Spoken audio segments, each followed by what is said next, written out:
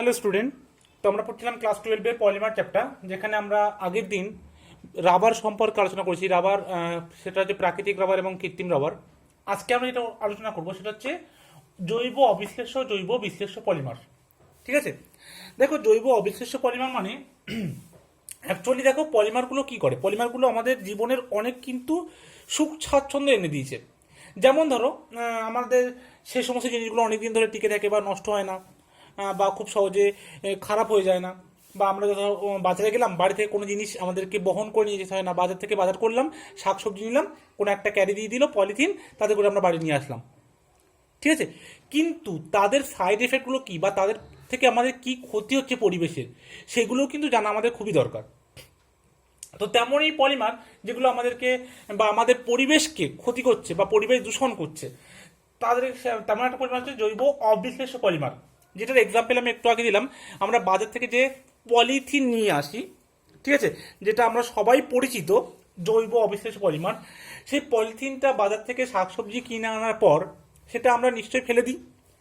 তো সেই ফেলে দেওয়ার পর কি হয়, সেটা যখন আমরা মাটিতে ফেলে দিই, তো মাটিতে যে সমস্ত ব্যাকটেরিয়া বা যে সমস্ত অণুজীব থাকে, অণুজীব মানেই ব্যাকটেরিয়া বা ছত্রাক হতে পারে, তারা কি করে, তারা তাদেরকে বিশ্লিষ্ট করতে পারে না বা ভাঙতে পারে না। ঠিক আছে, যার ফলে কি হয়, তারা অবিশ্লেষ্য থেকে যায়।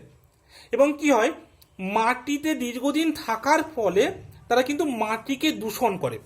এবং সেই প্লাস্টিক বা সেই সমস্ত পলিমার যদি কোনো গবাদি পশু খেয়ে ফেলে, বা সেটা যদি বৃষ্টির জলে ধুয়ে তোমার নদীতে বা সাগরে মেশে, সেখানেও কিন্তু তোমার সাগরের জল দূষিত হয় বা বিভিন্ন রকম পরিবেশের সাইড এফেক্ট কিন্তু হয়। ঠিক আছে, তো জৈব অবিশ্লেষ্য পলিমারগুলো কিন্তু মেইনলি এর জন্য দায়ী। তাহলে জৈব অবিশ্লেষ্য পলিমারের যদি আমরা সংজ্ঞা বলতে চাই যে জৈব অবিশ্লেষ্য পলিমারটা কি, তা বলবে যে যে সমস্ত পলিমার মৃত্তিকায় উপস্থিত বিভিন্ন অণুজীব দ্বারা, অণুজীব বলতে ওখানে লিখে দেবে ব্যাকটেরিয়া বা ছত্রাক, বিশ্লিষ্ট হতে পারে না, তাদেরকে আমরা বলি জৈব অবিশ্লেষ্য পলিমার। একটা এক্সাম্পল দিয়ে দেবে আমাদের রিয়েল লাইফের, যেটা আমাদের এক্সাম্পল সেটা হচ্ছে পলিথিন। ঠিক আছে, এছাড়া আরও তো আছে জৈব polymer, polyvinyl chloride, polystyrene, polypropylene. ঠিক আছে, এবার দেখো আমরা পড়বো কি জৈব বিশ্লেষ্য। আচ্ছা, এদের সংজ্ঞাটা কিন্তু লিখে দিলাম না, জাস্ট একটা এক্সাম্পল আমি দিয়ে দিচ্ছি এখানে। জৈব অক্সিজেন পলিমার সেটা হচ্ছে পলিথিন বা পলি ইথিলিন, যেটাই বলো। ঠিক আছে, পলি ইথিলিন বা পলিথিন, পলি ইথিলিন। তাহলে আমাদের পরিবেশকে বিভিন্ন দূষণ থেকে রোধ করার জন্য আমাদের এমন কিছু পলিমার সৃষ্টি করতে হবে যেগুলো পরিবেশে উপস্থিত বা মাটিতে উপস্থিত বিভিন্ন অণুজীব দ্বারা যেন বিশ্লিষ্ট হতে পারে। ঠিক আছে, তো তার জন্যই আমাদেরকে এই জৈব বিশ্লেষ্য পলিমার তৈরি করা হয়। ঠিক আছে, জৈব বিশ্লেষ্য পলিমার বলতে কি বোঝায়, যে সমস্ত পলিমারগুলো মাটিতে উপস্থিত বিভিন্ন অণুজীব দ্বারা বিশ্লিষ্ট হতে পারে, তাদেরকে বলা হয় জৈব বিশ্লেষ্য পলিমার। ঠিক আছে, তো জৈব বিশ্লেষ্য পলিমারগুলো অনেকটা আছে, তা তোমাদের সিলেবাসে মেনলি দুটো আছে। একটা হচ্ছে PHBV, ঠিক আছে, পলি বিটা হাইড্রক্সি বিউটারেট কো বিটা হাইড্রক্সি ভ্যালিডেট। ঠিক আছে, আর 2 নম্বর হচ্ছে নাইলন, নাইলন 2,6 বা নাইলন, এটাকে এরকমভাবে লিখতে পারে নাইলন 2, নাইলন 6। ঠিক আছে, বা নাইলন 2,6, ইচ্ছা খুশি লিখতে পারো। তো এই দুটো তোমাদের সিলেবাস আছে। এছাড়াও আরও আছে, সেটা হচ্ছে তোমার পলিগ্লাইকোলিক অ্যাসিড, পলিল্যাকটিক অ্যাসিড, পলি ইটা ক্যাপ্রোল্যাকটন। ঠিক আছে, তো মেইনলি তোমাদের সিলেবাসে এই দুটো সম্পর্কে আলোচনা করা আছে, তো আমি এই দুটো সম্পর্কে তোমাদের ডিটেলসে বলবো। তো সবার প্রথমে তোমরা হেডিং দেবে, সেটা হচ্ছে জৈব বিশ্লেষ্য পলিমার বলে, এবং তার মধ্যে 1 নম্বর রোমান হরফ দিয়ে লিখবে PHBV বা পলি বিটা হাইড্রক্সি বিউটারেট কো বিটা হাইড্রক্সি ভ্যালিডেট। ঠিক আছে, তো সবাই হেডিং দাও জৈব বিশ্লেষ্য পলিমার, সবাই হেডিং দাও জৈব বিশ্লেষ্য পলিমার, যেটাকে বলা হয় বায়ো ডিগ্রেডেবল পলিমার। ওকে, তার মধ্যে 1 নম্বর কি বললাম, PHBV। ঠিক আছে, পলি বিটা হাইড্রক্সি বিউটারেট, কো বিটা হাইড্রক্সি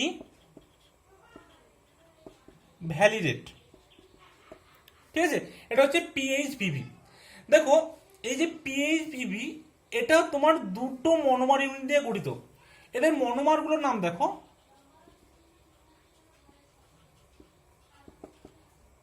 একটা হচ্ছে 3 হাইড্রক্সি বিউটানোইক অ্যাসিড। কি বললাম? 3 হাইড্রক্সি বিউটানোইক অ্যাসিড। 2 নম্বর হচ্ছে 3 হাইড্রক্সি পেন্টানোইক অ্যাসিড। ঠিক আছে, 3 হাইড্রক্সি পেন্টানোইক অ্যাসিড, 3 হাইড্রক্সি পেন্টানোইক অ্যাসিড। এবার যেহেতু দেখো এটা দুটো মনোমার নিয়ে গঠিত, তো যদি দুটো ডিফারেন্ট মনোমার হয় তাদেরকে আমরা বলা হয় কি? কোপলিমার। সেই জন্য পিএইচভিভিটা একটা কোপলিমার, এটা মনে রাখবে। তো দেখো এই মনোমার থেকে কিভাবে এই পলিমারটা তৈরি হয়। সবার প্রথমে লিখবো 3 হাইড্রক্সি বিউটানোইক অ্যাসিড। তো বিউটানোইক মানে বুঝতে পারছো হচ্ছে 4টি কার্বন, এবং তার সাথে একটা ওইক অ্যাসিড মানে একটা কার্বক্সিলিক অ্যাসিড যুক্ত থাকবে। তো সেটা হচ্ছে তোমার C double bond O bond OH. ঠিক আছে, তাহলে এটা 1 নম্বর কার্বন। 2 3, দেখো 3 নম্বরে বলেছে কি 3 হাইড্রক্সি, 3 নম্বর গ্রুপে একটা ওইচ গ্রুপ থাকবে। ঠিক আছে, 3 হাইড্রক্সি বিউটানোইক অ্যাসিড। তো 1 2 3 আর একটা 4 নম্বর কার্বন। ঠিক আছে, এবার প্রত্যেকটা আমরা কার্বনের হাত থেকে পূরণ করবো। তাহলে 1 2 3, তাহলে এখানে একটা হাইড্রোজেন, তাহলে 1 2, এখানে দুটো হাইড্রোজেন, এখানে একটা মানে এখানে 3 হাইড্রোজেন। ঠিক আছে, তাহলে এটা হলো কি 1 2 3 4। তো এটা হলো 3 হাইড্রক্সি বিউটানোইক অ্যাসিড। এটা আমরা নেব n সংখ্যক, প্লাস n সংখ্যক কি নেব 3 হাইড্রক্সি পেন্টানোইক অ্যাসিড, মানে এখানে 5টা কার্বন থাকবে, তার সাথে একটা ওইক অ্যাসিড মানে কার্বক্সিলিক অ্যাসিড যুক্ত থাকবে, C double bond O bond OH. তাহলে 1 নম্বর কার্বন, 2 নম্বর, 3 নম্বর। দেখো 3 নম্বর সাথে কি থাকবে? একটা ওইচ থাকবে, তাই তো। এবার দেখো 1 2 3, যেহেতু বলেছে পেন্টানোইক অ্যাসিড তাহলে 5টা কার্বন হবে, তাহলে 4 5। এবার আমরা প্রত্যেকটা ভ্যালেন্সি পূরণ করব কার্বনের। 1 2 3, তাহলে এখানে একটা হাইড্রোজেন হবে। 1 2, তার মানে এখানে দুটো হাইড্রোজেন হবে। এখানে 1 2 মানে এখানে দুটো হাইড্রোজেন, এখানে একটা আছে মানে এখানে 3 হাইড্রোজেন। দেখো তাহলে প্রত্যেকটা পূরণ হয়ে গেল নিশ্চয়ই। ঠিক আছে, তাহলে এটাও নেব আমরা, n সংখ্যক নিয়েছি। ঠিক আছে, তাহলে দেখো আগের দিনও বলেছিলাম আমি যে অ্যাসিডিক গ্রুপ থেকে ওইচ যাবে, আর যেটা অল গ্রুপ থাকবে সেখান থেকে হাইড্রোজেন যাবে। ঠিক আছে, গিয়ে তাহলে কি হবে? আমাদের n সংখ্যক জলের অণু কিন্তু এখান থেকে বেরিয়ে যাবে।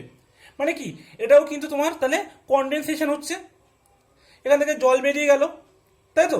এটা কনডেনসেশন, জলের অণু বেরিয়ে গেল এখান থেকে। তাহলে যদি জল বেরিয়ে যায় তাহলে দেখো কি হবে, আর এখান থেকে কি বললাম ওইচ থেকে হাইড্রোজেন বার হবে, তাহলে এখান থেকে হাইড্রোজেনটা বেরিয়ে যাবে, আর এখানে যে সি ডবল বন্ড ওইচ থেকে ওইচ গ্রুপ বেরিয়ে যাবে।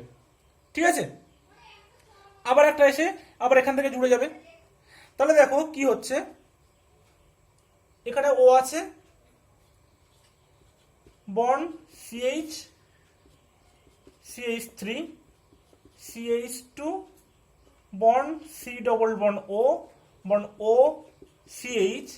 এটাকে আমি C2H ভাবে লিখতে পারি, C2H5, bond CH2 C double bond O. ঠিক আছে, এবার এখান থেকে একটা ওইচ গিয়েছে, তো এখান থেকে আবার একটা কি হবে, আবার এখান থেকে যে হাইড্রোজেনটা থাকবে, এই যে ওইচ, এখান থেকে আবার এটা এই হাইড্রোজেন চলে যাবে, আবার ও থাকবে, গিয়ে এভাবে পরপর কিন্তু চলতে থাকবে। ঠিক আছে, তাহলে বোঝা গেল এখান থেকে হাইড্রোজেন বার হবে ওইচ গ্রুপ থেকে, এই ওইচ গ্রুপ থেকে হাইড্রোজেন বার হবে, সি ডবল বন্ড ও, আবার এখান থেকে সি ডবল বন্ড ও থাকবে, আবার একটা অক্সিজেনের সাথে যুক্ত হবে, এভাবে কিন্তু চলতে থাকবে। তো এখানে দেখো এই যে চেনটা তৈরি হলো, এই যে লিঙ্কেজটা, এটাকে কি বলা হয়? এটাকে আমরা কিন্তু এস্টার লিঙ্কেজ বলি। ঠিক আছে, মানে কি, এটা একটা কিন্তু পলিএস্টার, আর এটার নামে কিন্তু পিএইচ বিভি। কি বললাম? এটা হচ্ছে পিএইচ বিবি, পুরো নাম কি বললাম, পলি বিটা হাইড্রক্সি বিউটারেট কো বিটা হাইড্রক্সি ভ্যালিডেট। এই কোটা মানে হচ্ছে মানে কোপলিমার, ঠিক আছে, এবং বিটা পজিশন দ্বারা যুক্ত হচ্ছে বলে সেই জন্য এটাকে বিটা হাইড্রক্সি বলছে, বিটা পজিশনে দ্বারা যুক্ত হচ্ছে। আচ্ছা, এবার দেখো এটা গেল পিএইচবি, এটা একটা বললাম কোপলিমার, যেহেতু এস্টার গ্রুপ আছে তাহলে এটা একটা পলি এস্টারের মধ্যেই পড়ে, যেহেতু এখানে এস্টার লিঙ্কেজ আছে তাহলে এটা একটা পলিএস্টার। পলিএস্টার কিন্তু আগে তোমাদেরকে পড়িয়েছিলাম, পলিএস্টার পলিঅ্যামাইড। তাহলে এই যে জৈব বিশ্লেষ্য পলিমারটা পেলাম, এটা একটা পলিএস্টার, এটা একটা কোপলিমার, কারণ এখানে যেহেতু দুটো ডিফারেন্ট মনোমার ইউজ হচ্ছে, ঠিক আছে। তাহলে পিএইচবি সম্পর্কে আমরা কিভাবে তৈরি করা হয়, কি কি মনোমার লাগে, এটাকে পলিএস্টার বলে, ঠিক আছে, এর পুরো নামটা একটু মনে রাখবে। তাহলে এটা গেল। এবার যে দ্বিতীয় নম্বরটা আসবো সেটা হচ্ছে নাইলন টু নাইলন 6। তো সবাই হেডিং দাও নাইলন টু নাইলন 6। এবার আমরা দ্বিতীয় যে জৈব বিশ্লেষ্য পরিমাণটা বলবো সেটা হচ্ছে নাইলন টু নাইলন 6। আচ্ছা, এটা বাংলাতে লেখা যাক নাইলন 2,6, বা এটাকে নাইলন টু নাইলন 6 আগে যেমন লিখেছিলাম সেরকম ভাবেও কিন্তু লিখতে পারো। দেখো এই যে নাইলন টু নাইলন 6 মানে বুঝতে পারছো এখানে নাম থেকে, যেখানে দুটো মনোমার আছে, যেখানে প্রথম মনোমারে দুটো কার্বন আছে এবং দ্বিতীয় মনোমারে 6টা কার্বন আছে। এটা তোমাদেরকে আমি প্রথমেই বলেছিলাম অনেক আগে, ঠিক আছে। তো সেই মনোমার দুটো, যেহেতু দুটো ডিফারেন্ট মনোমার, তো সেটা এই জন্য এটাকে একটা আমরা কোপলিমার বলতে পারি। তাহলে এই যে বায়োডিগ্রেডেবল পলিমার বা জৈব বিশ্লেষ্য পলিমার, এটা কিন্তু একটা কোপলিমার নাইলন 2,6, যার মনোমার গুলো দেখো দুটো ডিফারেন্ট মনোমার, একটা হচ্ছে গ্লাইসিন, ঠিক আছে, একটা আমরা ইউজ করব গ্লাইসিন, ঠিক আছে। দেখো গ্লাইসিনের সঙ্গে হচ্ছে NH2 CH2 CO2H, ঠিক আছে, NH2 CH2 CO2H। তাহলে এখানে কটা কার্বন দেখো, একটা দুটো, তাহলে এই জন্য নাইলন 2। দ্বিতীয় যে মনোমারটা আমরা ইউজ করব তার নাম হচ্ছে অ্যামাইনো ক্যাপ্রোইক অ্যাসিড, ঠিক আছে, কি বললাম, অ্যামাইনো ক্যাপ্রোইক অ্যাসিড, ঠিক আছে। আচ্ছা, এটা বাংলা লিখে দিই, গ্লাইসিন, আর এটা হচ্ছে অ্যামিনো ক্যাপ্রোইক অ্যাসিড। দেখো অ্যামিনো ক্যাপ্রোইক অ্যাসিড আর গ্লাইসিনের দুটোরই সংকেত মোটামুটি একই, ঠিক আছে। মানে এখানে দেখো NH2 থাকবে, ঠিক আছে, আর শেষে থাকবে CO2H, ঠিক আছে। এখানে CH2 একটা আছে, এখানে CH2 শুধু 5টা থাকবে। তাহলে দেখো এখানে একটা কার্বন, এখানে 5টা, মোট 6টা কার্বন হয়ে গেল, বুঝে গেল। মানে NH2 CH2 হোল 5 CO2H, এটা হচ্ছে অ্যামিনো ক্যাপ্রোইক অ্যাসিড, এটা হচ্ছে গ্লাইসিন। এই দুটো মনোমার নিজেদের মধ্যে পলিমারাইজেশন করে নাইলন 2,6 এই বায়োডিগ্রেডেবল পলিমারটা তৈরি করবে। তো দেখা যাক কিভাবে তৈরি করবে। তাহলে এটা একটু মুছছি মনোমারটা। তাহলে 1 নম্বর মনোমারটা কি, NH2,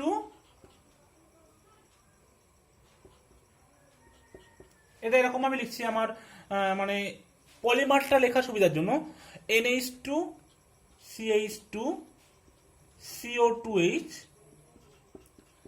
আর একটা কি বললাম, NH2 CH2 হোল 5 CO2H, বুঝে গেল। তো দেখো এখান থেকে কি হবে, আমি সবসময় বলেছি যে OH অ্যাসিড গ্রুপ থেকে OH বার হবে আর অ্যামোনিয়া থেকে হাইড্রোজেন বার হবে, বেরিয়ে এখান থেকেও কিন্তু জলের অণুর অপসারণ ঘটবে, ঠিক আছে। মানে এটাও কিন্তু কনডেনসেশনই হচ্ছে। তারপরে দেখো যেটা তৈরি হবে, আর এখান থেকে আবার এখান থেকেও হাইড্রোজেন যাবে, এখান থেকে OH যাবে, ঠিক আছে। তাহলে যেটা তৈরি হবে bond NH CH2 C double bond O NH bond CH2 whole 5 C double bond O, ঠিক আছে। তাহলে এটা যেটা তৈরি হলো, আচ্ছা প্রত্যেকটা কিন্তু N লিখতে হবে, কারণ এই যে পলিমার চ্যাপ্টার ক্ষেত্রে এই N লেখাটা খুবই গুরুত্বপূর্ণ, ঠিক আছে। তাহলে এটা এন হয়ে যাবে এখানে। তো এখানে যে বন্ডটা তৈরি হলো, এই যে পলিমারটা তৈরি হলো, এই পলিমারটার নাম হচ্ছে নাইলন 2,6। ঠিক আছে, নাইলন 2 নাইলন 6 বা নাইলন 2,6, যে কোনো কিছু লিখতে পারো। আর এখানে দেখো এই যে বন্ডটা তৈরি হলো, এই যে লিঙ্কেজটা, এই লিঙ্কেজটা দেখো চেনা লাগছে কি? এই লিঙ্কেজটাকে কি বলা হয়? Amide linkage. মনে পড়ছে? দেখো এখানে করেছিলাম কিন্তু পলিমাইড, সেখানেও কিন্তু এই অ্যামাইড লিঙ্কেজ ছিল, অ্যামাইড লিঙ্কেজ। ঠিক আছে, বা এটা এই জন্য এটাকে বলা হয় পলিমাইড। আগেটা যেমন ছিল পলিয়েস্টার, এটা হচ্ছে polyimide, polyamide. Nylon 2, nylon 6, NH। তাহলে এই দুটো আমাদের সিলেবাসে মেইনলি ছিল ডিটেলসে বলার। এছাড়া আমরা আরো কিছু জৈব বিশিষ্ট পলিমার আর তাদের ব্যবহার সম্পর্কে বলবো। তো এটা মুছে দিলাম। দেখো এছাড়া আরো যে জৈব বিশিষ্ট পলিমারগুলো আছে তাদের একটা একটা করে নাম বলছি। একটা হচ্ছে পলিল্যাকটিক অ্যাসিড। কি বললাম? পলিল্যাকটিক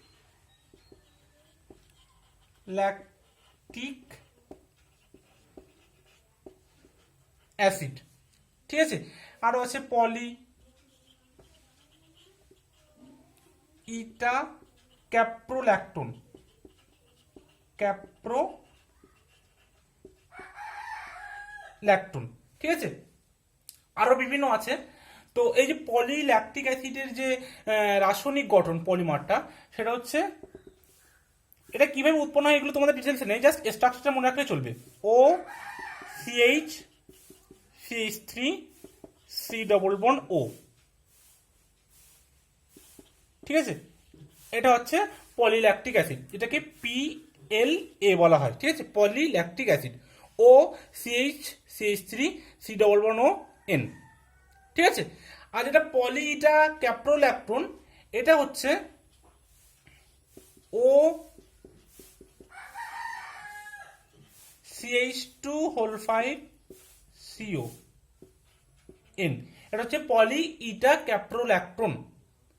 দেখো এদের ব্যবহারগুলো একটু বলে দিই। এই যে পলিল্যাকটিক অ্যাসিড আছে, মানে পলিল্যাকটিক অ্যাসিড আছে, এই পলিল্যাকটিক অ্যাসিড থেকে এক রকমের তন্তু উৎপন্ন হয়, যেটা আমাদের মানবদেহে কি হয়, যখন কোনো অপারেশন করা হয় বা যে কোনো জায়গায় কেটে গেলে বা যে সমস্ত ক্ষতগুলো থাকে তাদেরকে সেলাই করার জন্য যে তন্তু লাগে, যেটা কি হয় মানবদেহে যে সমস্ত প্রাকৃতিক জৈব বিশ্লেষ্য পলিমার থাকে, ঠিক আছে, যেমন প্রোটিন, এরকম ধরনের যে সমস্ত জৈব বিশ্লেষ্য পলিমার থাকে, সেগুলো কি করে, সেইগুলো কি হয় দেখবে আপনি দেহের মধ্যে সেরে যায়।